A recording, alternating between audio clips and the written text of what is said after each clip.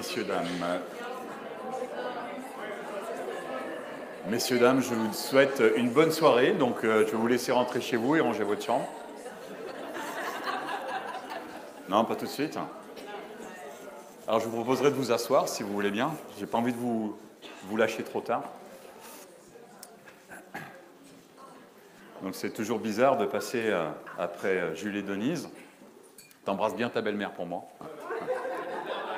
Ouais. Ah, il va y avoir du travail. Ouais. C'est toujours plaisir de vous écouter et ça nous ramène vraiment à ce que je fais, à mon travail en hypnose. Et on nous ramène vraiment à la science sur la réalité du changement et de la transformation. Bonsoir à vous tous, merci d'être encore là.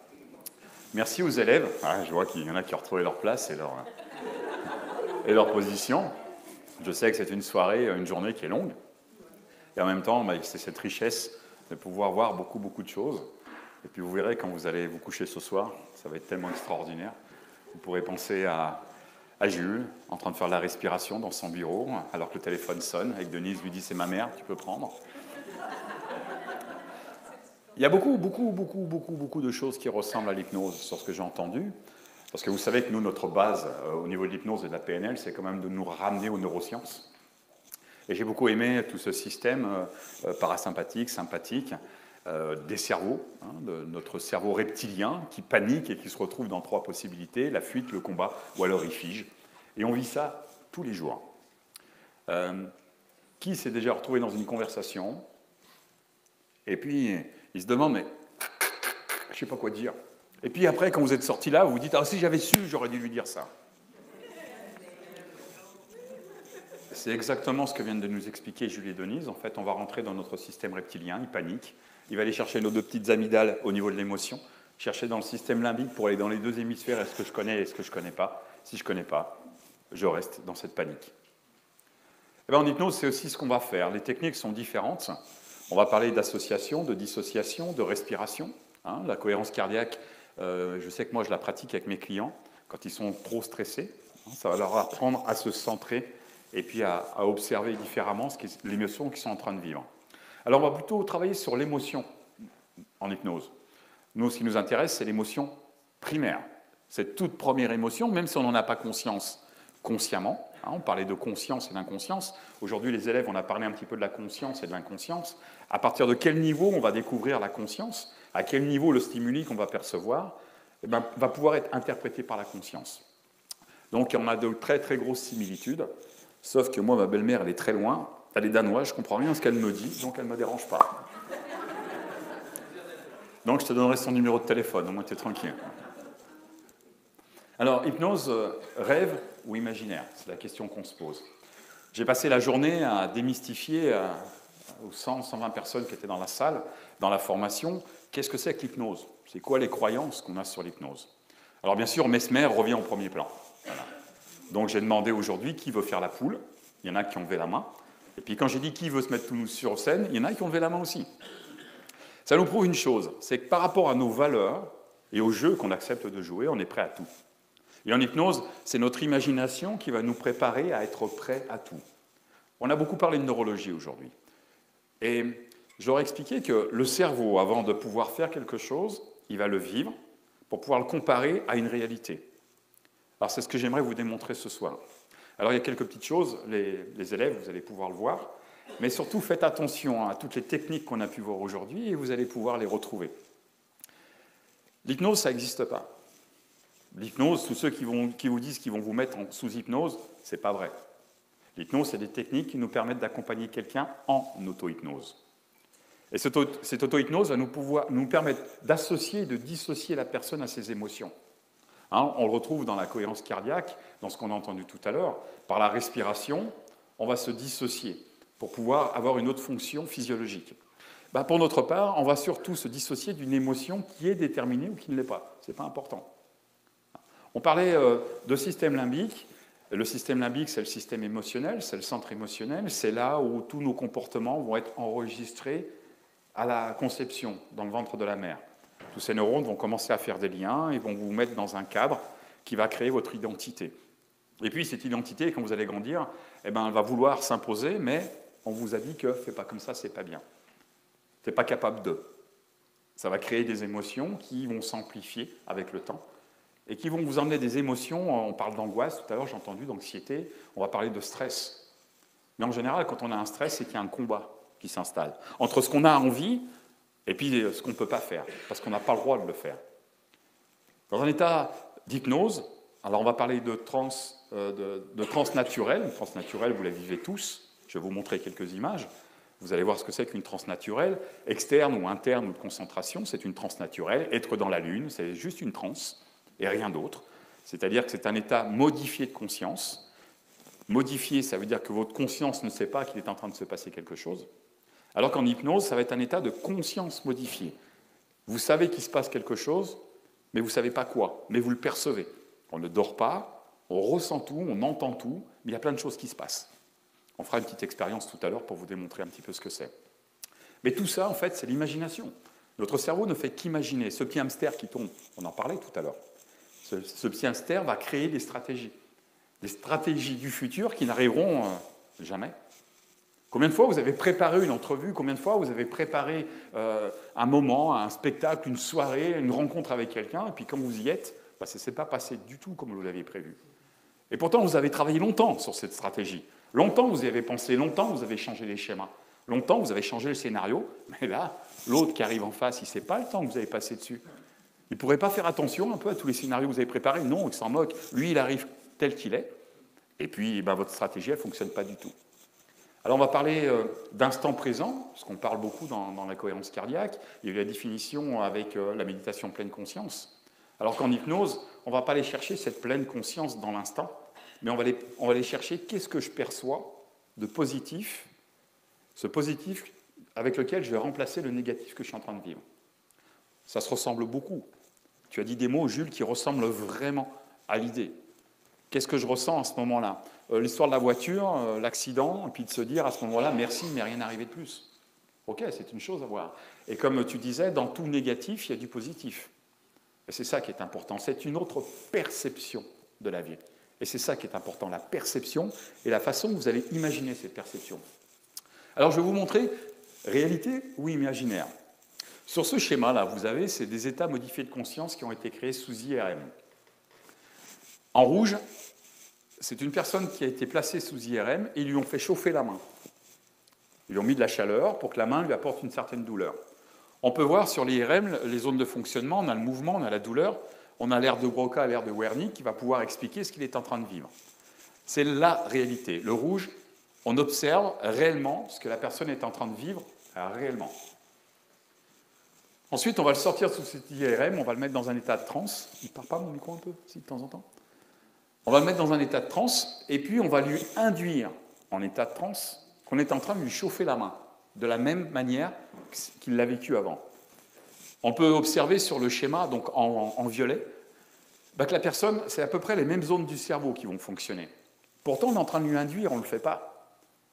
Dans la zone du cerveau, on se rend compte que ces zones-là vont être mélangées et reliées à des zones qui ne devraient pas fonctionner quand on est dans des états de sommeil. État de sommeil, c'est certaines zones du cerveau qui ne sont pas éclairées ou stimulées quand on est éveillé. De la même manière, des moments où on est éveillé, certaines zones du cerveau ne vont pas être stimulées quand on dort. L'état de transe va nous permettre justement de pouvoir stimuler les deux zones. Tout à l'heure, on parlait de conscience. Moi, je vais parler d'inconscient au niveau du système limbique. C'est nos mémoires, nos émotions, en fait, sont totalement ancrées à l'intérieur de nous. C'est ce qui fait qu'on fonctionne. Tout apprentissage est issu d'une émotion qu'on va vivre dans cet apprentissage-là. Donc, nous, ce qui nous intéresse, c'est aller percevoir comment ça se situe dans le système limbique et comment c'est relié. Et puis, sur celle d'après, la personne a été sortie de transe, elle a été remise sous IRM, et là, vous allez voir le lien avec ce que disait tout à l'heure Jules, la visualisation. La personne, on lui demande de raconter quand on lui a chauffé la main. C'est-à-dire qu'elle n'est que dans la perception, elle est complètement dissociée de ses émotions et de ses sentiments. Elle est essentiellement dans la visualisation. Le système visuel se passe à l'arrière du cerveau, là. C'est ce qu'on appelle l'occiput. Et après, suivant l'émotion que va emmener l'occiput, ça va aller se chercher les solutions au niveau des deux hémisphères. Ouais, je pense. Merci. Merci.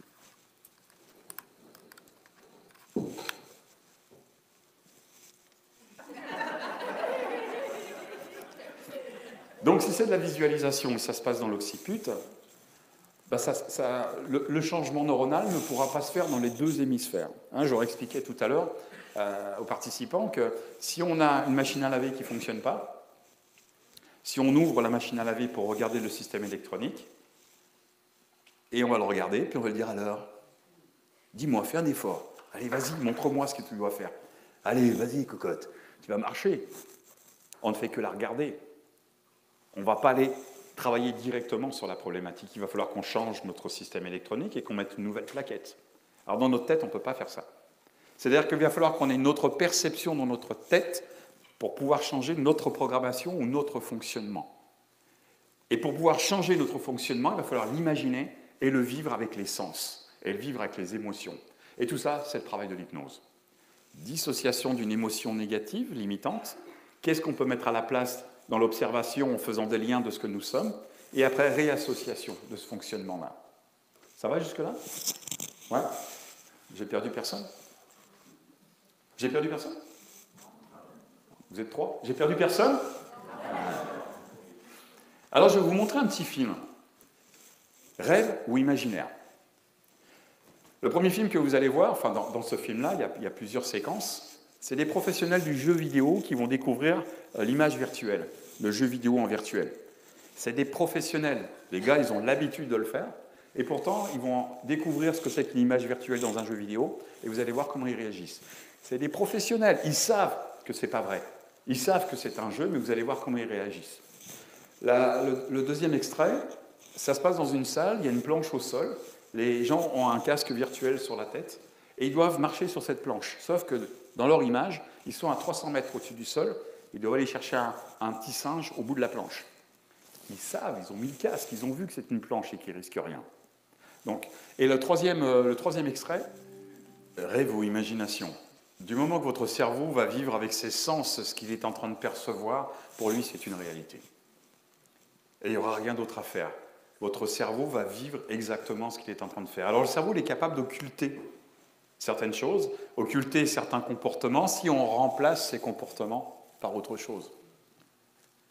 Le cerveau ne supporte pas le vide. Tout à l'heure, je vous ai entendu parler, ça ressemble un petit peu à ça. Le cerveau ne supporte pas le vide. Milton Erickson l'avait découvert alors que Freud avait arrêté de faire l'hypnose, parce que justement, à chaque fois qu'il enlevait une pathologie, une nouvelle pathologie apparaissait. Alors que dès qu'on va intégrer, on va remplir ce vide, parce que la personne désire, à partir de là, le cerveau va le vivre totalement. Alors, je vais vous montrer un autre petit film, et je vais vous demander de faire attention pour vous démontrer que la seule chose qui existe est celle que vous regardez. Qui est-ce qui a perçu que les clignotements étaient différents? Ouais? Non? Ça clignotait de la même manière? Ok. Ok. C'est exactement le même film. Si vous regardez bien, les petits points jaunes, ils disparaissent jamais. Ils sont toujours présents. Si vous focussez exclusivement sur un point jaune, les autres vont disparaître petit à petit. La seule chose qui existe, c'est celle que vous regardez. Là, on est dans du visuel.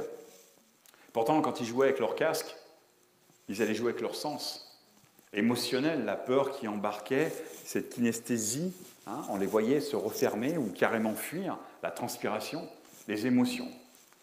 Les points ne bougent jamais. C'est votre attention qui fait que les points bougent. Alors là, on est juste sur du visuel, mais imaginez. Vous imaginez que vous avez peur. Vous allez voir plus que la peur. Vous imaginez que vous n'êtes pas capable, vous allez tout faire pour ne pas être capable. Tout ce que vous allez demander à votre inconscient, il va le mettre en place pour que ça soit facile et simple pour vous. Par contre, si vous allez au-delà de ces filtres, comme ils en ont parlé tout à l'heure, au-delà de nos croyances et de nos filtres, alors souvent, il faut se faire accompagner quand la difficulté est trop compliquée pour nous. Mais si vous allez au-delà de ces filtres-là, vous allez vous rendre compte qu'en fait, il n'y a aucune barrière autour de vous. Vous êtes capable d'aller beaucoup plus loin si vous savez jouer avec votre imagination. Je vais vous proposer une petite expérience. Je vais vous proposer de mettre juste vos mains comme ceci.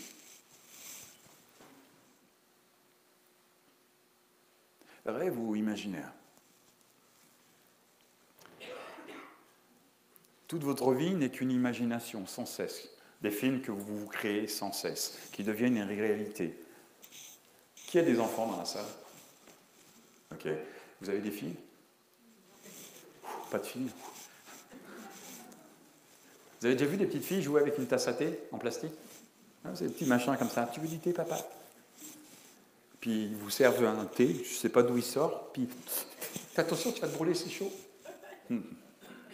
Ils sont dans leur histoire, ils sont dans leurs rêves, et ils y croient fortement. Moi, j'ai du mal. Surtout si la tasse est soudée, j'ai du mal. Mais eux sont dans leurs rêves et dans leur imagination. Les enfants qui jouent aux jeux vidéo, ils le jouent vraiment, son jeu vidéo. Il est en plein dedans. Pour lui, c'est une réalité. Quand vous avez l'impression de quelqu'un qui vous dérange, vous êtes dans votre réalité, de votre perception. Tout n'est que perception. En hypnose, on va pouvoir justement aller chercher cet imaginaire qui ne nous convient plus, une émotion. Et puis, cette émotion, au lieu de la vivre et de la revivre qui va amplifier un état, on va simplement apprendre à la dissocier dans un état de conscience modifiée, pas modifié de conscience. Et dans cette conscience modifiée, on va avoir une autre ouverture, une autre perception. D'abord, le fait d'enlever ma colère, par exemple, et de la ramener là, ça devient la colère, c'est plus ma colère. Et le fait d'avoir retiré la colère, qu'est-ce que j'ai mis à la place? N'oubliez pas, le cerveau ne supporte pas le vide. Et alors, je prends conscience que la colère est là et que je suis calme à observer la colère, je vais pouvoir observer tout ce qu'il y a autour. Et mon focus sur la colère, eh ben, il va aller se perdre un petit peu ailleurs. Et on va le pousser puisqu'on va trouver quelque chose de beaucoup plus intéressant, de plus agréable. Imaginaire ou réalité? Notre vie n'est qu'une grande imagination, une grande histoire qu'on se raconte, que des films qu'on se raconte. Maintenant, demandez-vous comment est-ce que vous pourriez installer un film qui vous convienne aujourd'hui. Comment, comme disait Jules tout à l'heure, on peut sortir du positif dans le négatif. Le négatif, c'est quoi? C'est du noir, c'est de l'obscurité. Et puis, dans cette obscurité, il y a de l'ombre. Pour qu'il y ait de l'ombre, il faut qu'il y ait de la lumière. Comment vous pourriez retirer la lumière de cette obscurité? Demandez-vous le nombre de fois où vous avez rêvé quelque chose qui n'est jamais arrivé. Parce que c'était qu'un rêve, un état modifié de conscience, et puis quand vous étiez à nouveau conscient, vous vous dites pourquoi je ne serais pas capable, je ne pourrais pas. Pourtant, si vous allez changer votre perception dans un état d'auto-hypnose ou de transe hypnotique, à partir de là, vous allez donner une possibilité à votre cerveau de pouvoir imaginer et créer les premiers fondements d'un changement comportemental, croyance, valeur. Alors, ce que j'aimerais, c'est faire une autre expérience. Mais je ne vais pas vous la faire tous là, si vous voulez bien. Est-ce que quelqu'un voudrait me rejoindre ici? Ouais, venez toutes les deux, venez. Il y a quelqu'un d'autre qui veut venir? Ouais, viens avec nous, Martin. J'aime bien parce que vous avez encore vos noms, hein, donc ça me permet... Je vais vous proposer, si vous voulez bien, de vous mettre face à tout le monde. Ok, de vous écarter un petit peu, parce que s'il y en a un qui le vit violemment, ça va partir en live. Hein. Non, ça risque rien. Par contre, ouais, te mets pas trop près, là. Ouais, comme ça. Nicolas, tu veux bien venir, s'il te plaît? Rester derrière. C'est pas du spectacle. Hein. C'est vraiment pas du spectacle que je vais vous montrer, mais je vais vous montrer que l'imagination est capable d'aller très très loin. Ouais, juste rester derrière. Comme ça, vous êtes en toute sécurité. Vous savez qu'il ne peut rien vous arriver. Hein, que vous m'écoutez, que vous avez les deux pieds posés par terre, puis il y en a qui sont gourmands, ils ont déjà fermé les yeux. Okay. Ça se mérite de fermer les yeux. Vous savez que vous allez prendre tellement de plaisir qu'à un moment donné, il faut le comprendre. Alors là, ce que j'aimerais, c'est vous démontrer que la conscience et l'inconscient sont totalement liés. Ils sont liés. Sauf que consciemment, notre ego, qu'est-ce qu'il veut? Lui, il veut prendre le dessus. Quand l'inconscient va faire quelque chose, l'ego pense toujours mieux faire. Un petit exemple. Vous avez déjà descendu des escaliers en courant? Ouais. On est en haut, on vise le bas. Et on descend. Maintenant, est-ce que ça vous est arrivé de descendre des escaliers en courant, et puis au milieu de l'escalier, vous dites, où est-ce que je vais poser mon pied? À la prochaine marche, où est-ce que je vais poser mon pied? Ça vous est déjà arrivé? Qu'est-ce qui s'est passé à ce moment-là? Pardon? Ouais, on peut tomber, on déboule, parce que l'ego décide ce que l'inconscient sait faire parfaitement. Donc on va l'arrêter. Donc ce que je vais vous proposer, c'est de vous montrer que consciemment, qui représente à peu près 5% de ce que nous sommes, on ne va pas les manger les 95%. Les 95% que nous sommes sont capables d'agir sans qu'on s'en rende compte. Sauf que la conscience ne l'accepte pas toujours. Alors je vais vous proposer de regarder devant vous, s'il vous plaît, de rapprocher un petit peu vos pieds. Il y en a qui sourient, ils savent pourquoi je fais ça. Alors vous avez les bras le long du corps, que vous êtes en train de regarder devant vous, pendant que vous écoutez ma voix. et que votre cœur bat à son propre rythme, qu'est-ce que c'est? Hein, non, je leur fais répéter un peu tout ce qu'on a vu aujourd'hui. Faites attention à votre respiration. Et alors vous faites attention à votre respiration, que vous fixez ce point-là, que vous ressentez vos deux pieds portés par terre, posés par terre, prenez une profonde inspiration, s'il vous plaît, bloquez. Et quand vous allez souffler, maintenant, les paupières vont se fermer, en toute sécurité, prendre quelques instants. Ok, comme ça, c'est ça. Nicolas est là, je suis là, il ne peut rien vous arriver, une partie de vous est capable de vous garder cet équilibre. En toute sécurité, votre inconscient va être capable de vous garder debout. Et en même temps, cet inconscient qui vous garde debout va vous permettre de ne rien faire, juste d'observer. Observer un corps qui pourrait commencer à danser, c'est ça. Ce qui est curieux, c'est quand on prend conscience que le corps danse parce qu'il l'a entendu, le sourire apparaît. Ce sourire même peut se transformer en fou rire quand la conscience a complètement compris. C'est ça. Alors prenez quelques instants, portez toute votre attention à l'intérieur de vous. Faites attention à votre respiration. Et imaginez que vous pourriez avoir une colonne vertébrale beaucoup plus solide qui vous ramènerait à cette petite flamme, votre identité. Lorsque les gens prennent contact avec cette identité, très souvent, ils ressentent quelque chose de très agréable, de très plaisant. Ils ne savent jamais d'où ça vient. Mais quand ça arrive, la respiration est différente. Vous pourriez être ici, ailleurs, vous pourriez être partout, vous pourriez être nulle part. En toute sécurité, vous pourriez changer mes mots, même pas écouter ce que je suis en train de vous dire. Imaginez que, inconsciemment, vous soyez en parfaite sécurité, debout dans cette pièce, et qu'une partie consciente pourrait s'échapper, aller dans un endroit bien différent, d'une grande légèreté. C'est ça.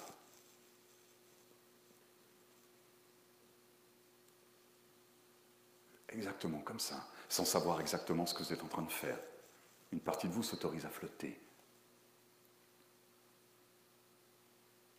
Ouais, c'est ça. Imaginez que vous soyez capable de parler à cet inconscient. Un inconscient qui vous répondrait par oui ou par non. Simplement par oui ou par non, par rien d'autre. Vous pourriez lui poser toutes les questions, il pourrait vous répondre sans aucune attente de votre part.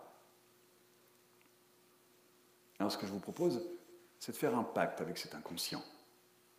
Pas tout de suite, mais dans quelques instants, je vais vous proposer d'imaginer une solution. Imaginez que votre inconscient puisse vous dire oui, et pour dire oui, je vais m'adresser directement à lui. Toi, l'inconscient, j'aimerais savoir de quel côté le corps va être attiré pour dire oui. Est-ce que ça va être en avant, en arrière, à droite ou à gauche? Ok. J'aimerais, toi, l'inconscient, maintenant que tu me dises oui. Simplement oui. Ok. Et retrouver l'équilibre. Maintenant, toi, l'inconscient, j'aimerais simplement que tu attires le corps pour dire non. De quel côté le corps va être attiré pour dire non? Ouais, c'est ça.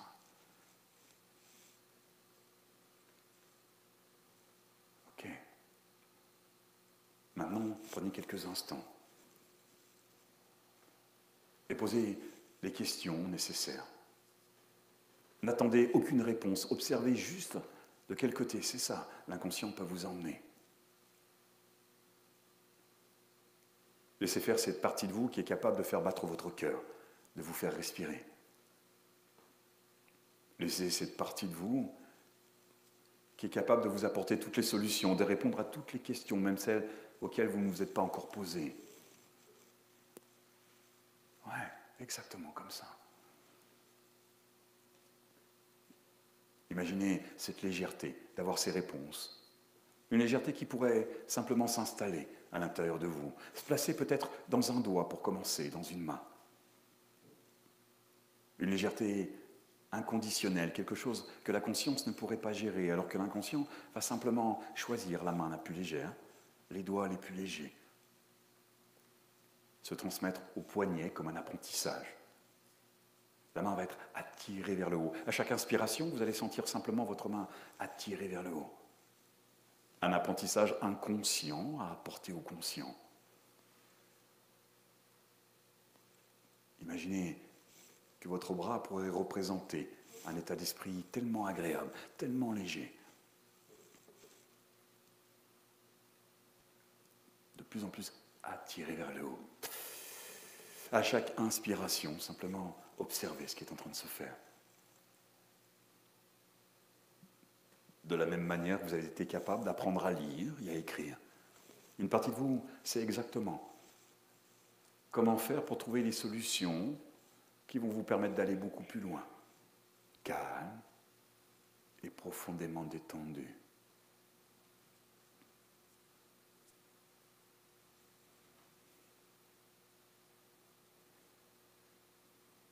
Vous pouvez observer des parties de votre corps qui pourraient être résistantes. Je serais curieux de savoir comment l'inconscient pourrait les reprendre. Laisser la conscience s'échapper petit à petit. Et alors que la conscience va s'échapper, le corps pourrait être à nouveau attiré en arrière. Ouais, c'est ça. Ouais. Et alors que le corps est attiré en arrière. C'est comme si quelque chose pouvait s'autoriser à laisser glisser. Comme ça. Et encore. Et encore.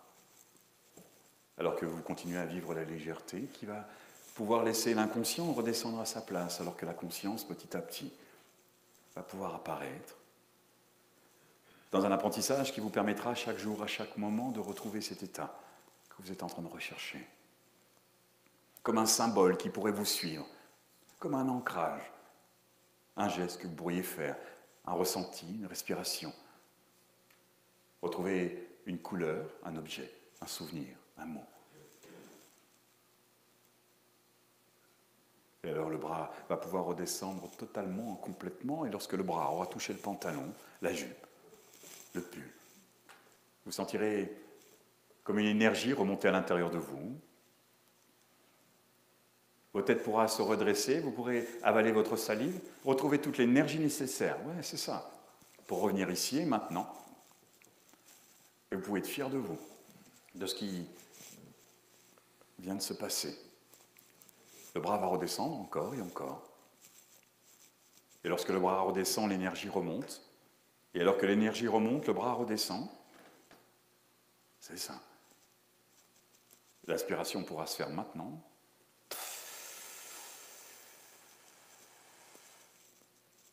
Et ouvrir les yeux à l'expiration pour pouvoir revenir ici et maintenant, comme ceci. Ok. Merci beaucoup. Prenez quelques instants. Merci. On peut voir que l'imagination va être différente pour certaines personnes. Hein, là, ils sont 4. Chacun l'a vécu un petit peu différemment, même si on retrouve des similitudes. On n'interprète pas ce qui se passe. Ce qui est important, c'est de savoir comment ça se passe par l'imagination et rien que ça. Là, c'est juste vous montrer comment on peut faire l'imagination. Mais imaginez sur une problématique, comment vous allez arriver à transformer ça. C'est tout aussi facile. Tout aussi facile. Est-ce que quelqu'un veut s'exprimer ? Ouais, moi j'ai trouvé ça intéressant, les bras. Attends, tiens, ça sera plus simple. Les bras, merci Nicolas. Ouais, ben, j'entendais tes instructions, puis c'est ça, tu disais de monter les bras. Puis moi, à l'intérieur de moi, ça me disait vraiment non. Puis c'est venu super engourdi, puis je le sens. C'est bizarre, là, je sens mes mains, puis mes avant-bras vraiment bizarres, là, comme contractés, crispés. Ça a vraiment fait des picotements puis de l'engourdissement au lieu de monter. Oui, on voyait la résistance chez lui. Vous avez vu ? Il y avait de la résistance. Ouais. Mais je suis allé dans sa résistance, et puis j'ai suggéré le corps en arrière, donc on le ressentait. Tu étais complètement conscient. Ouais. Pourtant, il y a quelque chose qui poussait. J'ai senti la transe quand même. C'est juste l'imagination, et rien d'autre. Alors là, c'est un jeu qu'on vient de faire. Mais le but, c'est de percevoir qu'on a quelque chose qui est bien plus puissant que nous. Et si on sait lui parler et l'orienter, à partir de là, on peut... Commande-en toi un autre pour Noël. Ils en font des vrais, ça. Okay. Merci Martin. Il y a quelqu'un d'autre qui veut s'exprimer ? On est tellement bien. C'est comme ça. C'est indescriptible. Quand tu disais qu'on montait, moi, je suis vraiment comme sortie. J'étais rendue dans le ciel avec les étoiles. C'est quelque chose que, consciemment, moi, je ne verrais pas possible. C'est surtout devant plein de gens sur une scène comme ça. Pour moi, ça ne fait pas partie de ma réalité naturelle. Merci à toi. Ouais, c'est puissant. Moi, j'avais l'impression d'être deux. D'être deux? D'être deux, d'avoir une tête puis d'avoir un corps. Ouais. Comme il y avait quelque chose avec ça. J'essayais, puis ça allait ailleurs. J'avais vraiment l'impression d'avoir deux entités à un moment donné. Là. Deux entités, mais c'est très important, c'est une dissociation qui est totalement réussie. Donc c'est ce qu'on va rechercher, on va dissocier un petit peu ça. Merci, merci, merci beaucoup. Merci. Tu veux dire quelque chose aussi? Moi, ça a fait... laisse aller, lâche tout. Puis quand tu as dit de faire lever les mains, j'avais envie de barger dans tout ce que j'avais. Mais tu sais, j'étais comme, ça n'a pas de bon sens, mais le bien-être avant faisait comme dire, oh, mais tu n'as pas besoin de barger partout. Ça a comme... Ok, c'est quoi le mot que tu as dit, Berger? Barger? Barger. Attraper. Frappé, ok. Merci. Maintenant, j'ai le goût de lever les bras, ça me dit comme mon corps me dit comme. Vas-y, lève les bras. Ouais. Ok, à 3, ils vont rester en haut. 1, 2, non, baisse-les, je rigole. Merci beaucoup, on peut les applaudir, hein, merci.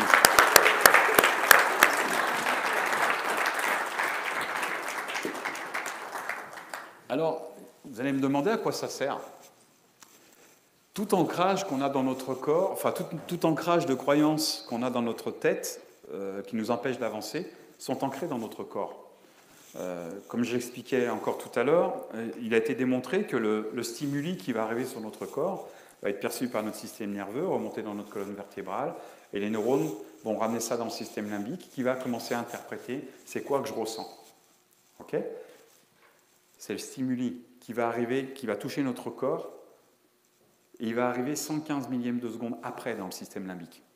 C'est-à-dire que le cerveau va interpréter comment réagit mon corps.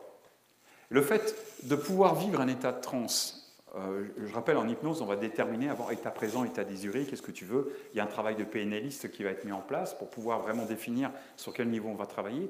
Il n'empêche que, quelle que soit la problématique, c'est un symptôme. L'émotion est un symptôme qui est inscrit dans notre corps. Okay ? Donc, une fois qu'on a déterminé, même si c'est une symbolique ou que la personne ne sait pas exactement, on va avoir un vocabulaire et un langage qui va être très symbolique, qui va faire qu'on va arriver à dissocier la conscience de l'inconscience, et on va pouvoir démontrer à l'inconscience que la perception est différente et qu'il n'y a plus de raison d'avoir peur. Quand je dis peur, vous mettez le mot que vous voulez. Hein. Moi, je ne veux pas rester sur le mot peur, mais l'incapacité, la capacité, le comportement, toutes ces choses-là, la perception de quelqu'un. Et quand on va être dissocié et qu'il y a le corps, qu'est-ce qui va se passer ? Lui, il va être détendu. Donc l'ancrage au niveau du système limbique va changer. Je vois quelqu'un, j'ai peur.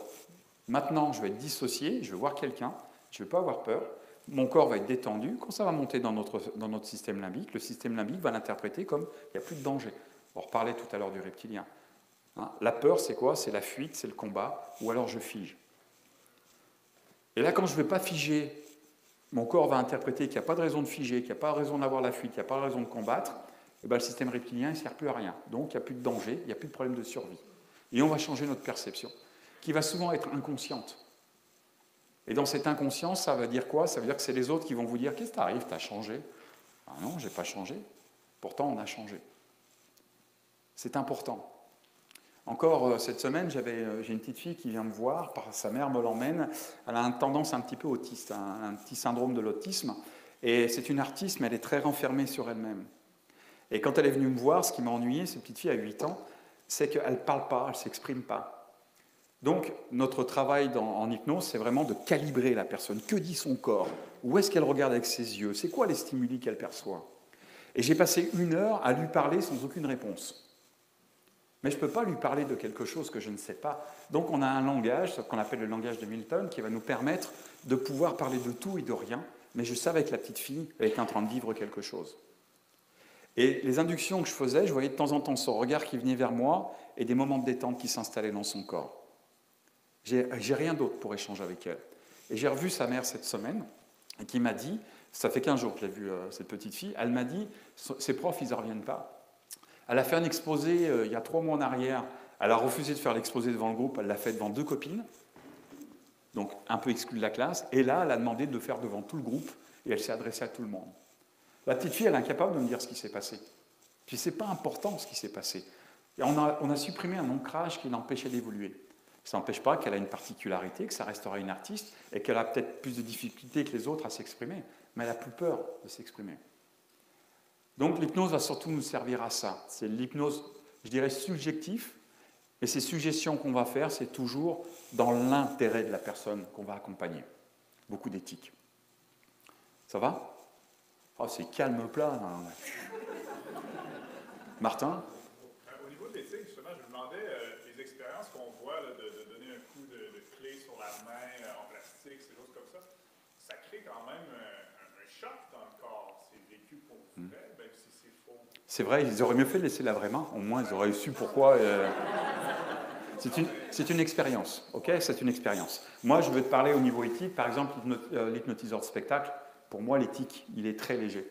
Hein, quand on va installer quelqu'un entre deux chaises, les pieds et les épaules, puis qu'on va faire asseoir quelque chose, enfin, les docteurs et les médecins, ils vont me dire, le choc pour le corps, la tension. Hein, puis s'il y a des ostéos ou des massos dans la salle, ça vous est peut-être arrivé de récupérer des gens qui ont fait un spectacle d'hypnose, et le choc pour le corps, c'est quasiment du trauma, quoi. La contraction pour pouvoir supporter un poids. Là, pour moi, il n'y a pas d'éthique. Mesmer, à un moment donné, ce qu'il faisait dans son spectacle, les gens étaient assis, puis il leur disait qu'il avait un pistolet, c'était un vrai pistolet, puis qu'il leur tirait dessus et que les gens mouraient. Ah, c'était terrible. Et à un moment donné, dans le spectacle, il s'approche d'une femme, il en reste deux, et il lui dit, tiens, je te donne le pistolet, donc il lui fait la main en pistolet, puis il dit, maintenant, tue-la. Oh, la bonne femme, elle n'y arrive pas. Ça, au niveau éthique, pour moi, il y a un vrai problème. Ça, c'est des expériences. Ils sont volontaires, ils savent que c'est truqué. C'est vraiment pour montrer que notre esprit, il va vivre la réalité ou l'imagination. Pour lui, c'est la même chose du moment qu'on va toucher les sens. Ouais.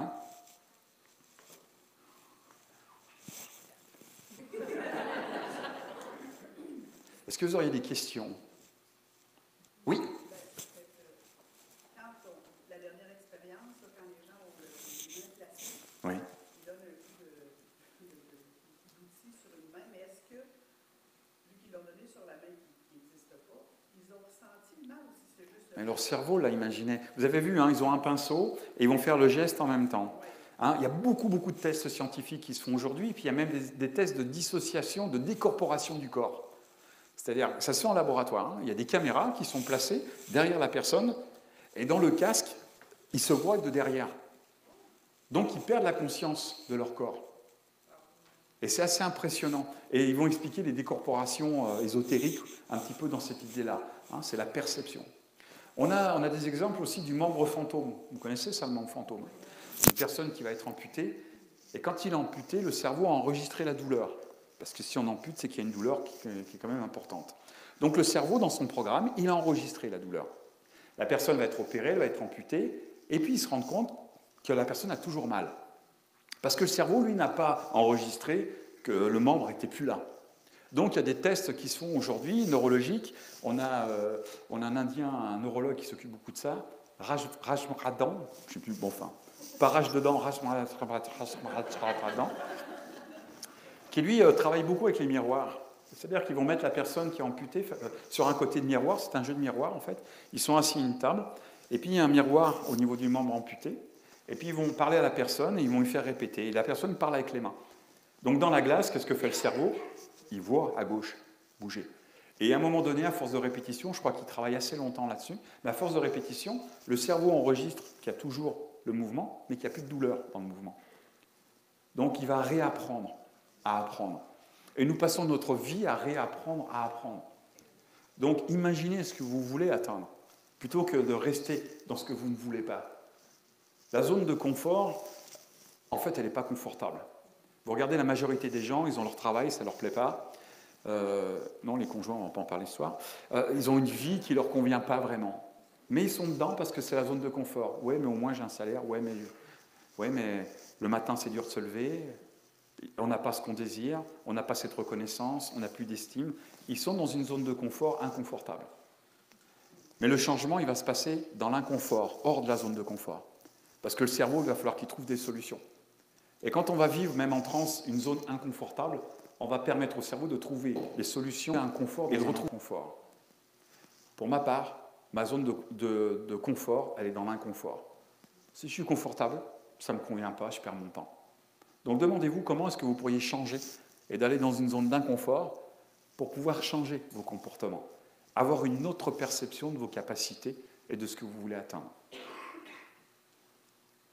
Ça va? Waouh, c'est déjà l'heure ou quoi d'aller dormir? Hein? Est-ce qu'il y a d'autres questions?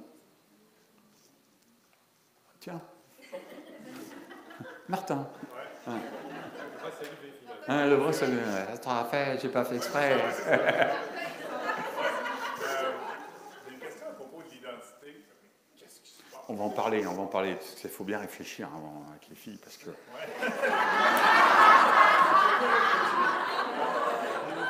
Je veux pas te casser un schéma, mais. Tu sais à quoi ça sert le mariage?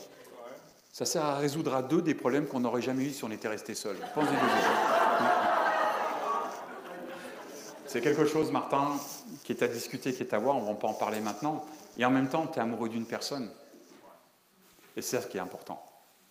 Ce n'est pas une question d'orientation, tu es amoureux d'une personne. Que tu sois bi, que tu sois gay ou que tu sois hétéro, ce n'est pas un problème.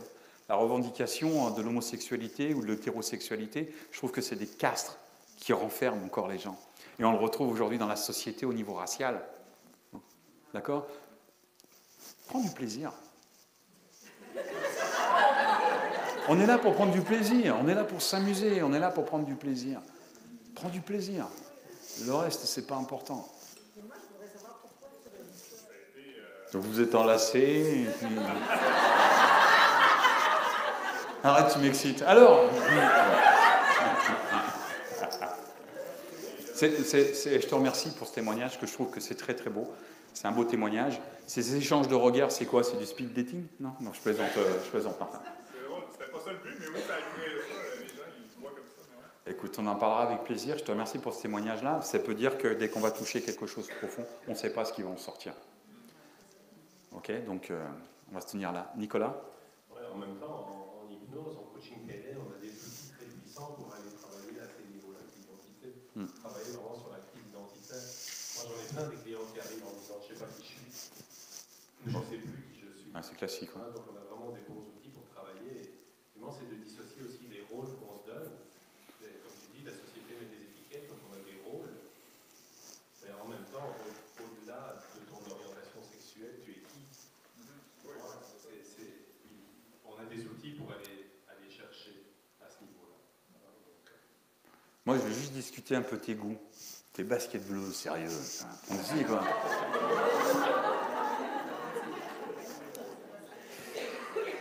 Ok, est-ce qu'il y a d'autres... alors, c'est quoi votre problématique, vous? Vous, c'est 2, 3, 4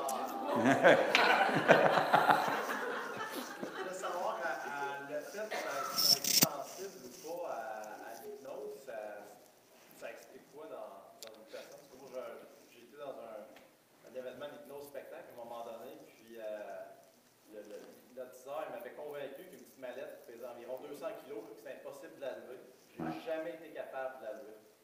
Jusqu'à ce qu'une femme grosse comme ça la prenne, puis la lève, puis ensuite j'ai été capable. Ok. La honte, hein. Mais c'est à l'époque où il était tétraplégique. Alors, on en a parlé beaucoup aujourd'hui. Il faudra prendre son nom à ce monsieur pour la prochaine base en hypnose.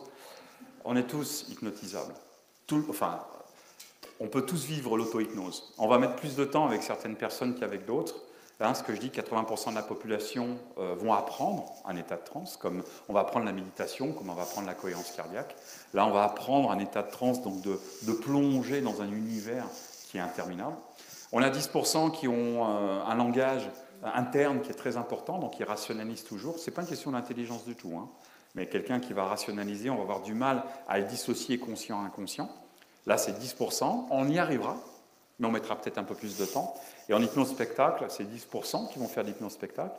Sur 10%, il y en a 5% qui vont vivre des transes léthargiques, c'est-à-dire qu'ils ne peuvent plus bouger. Ils sont profondément dans un état de transe. Ils entendent tout, mais c'est comme qui c'est qui disait tout à l'heure, la dame qui était là, hein, elle a dit « j'étais complètement dissocié, j'étais 2 personnes », donc on est dans des transes léthargiques.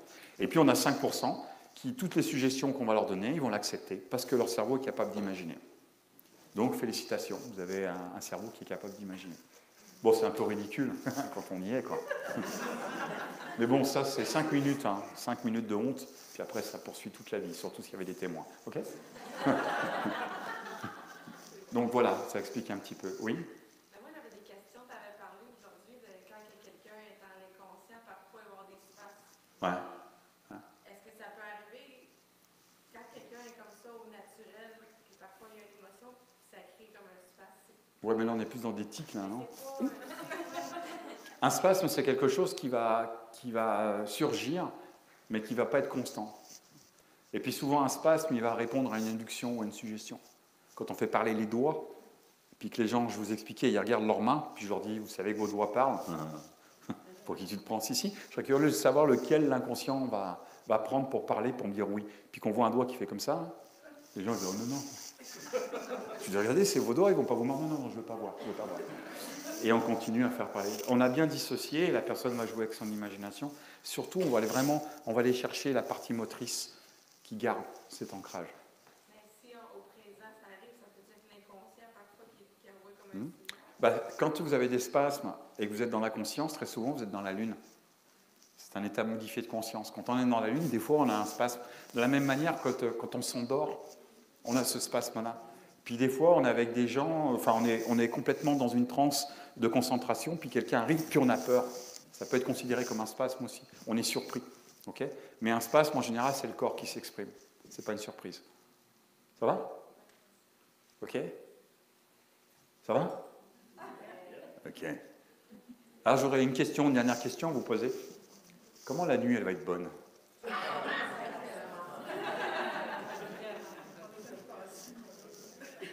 Ça va être agréable, hein, n'est-ce pas? Oui. OK. Moi, je ne prends pas de sucre dans mon café. Je vous remercie 1000 fois d'avoir été là ce soir. Je remercie tous les participants à la formation qui seront encore là demain matin, 9h. Je remercie tous ceux qui ne font pas partie de la formation, qui se sont donné la peine de venir ce soir. Et je vois beaucoup de têtes connues qui viennent à chaque fois qu'il y a un cabinet public sur l'hypnose. Ouvrez-vous à ce genre de choses. Choisissez qui vous allez aller voir et observez l'éthique, comme disait Martin. L'éthique, important. Un hypnothérapeute, un hypnologue va travailler pour vous, pas pour lui. Alors je vous remercie. Merci beaucoup. Belle soirée.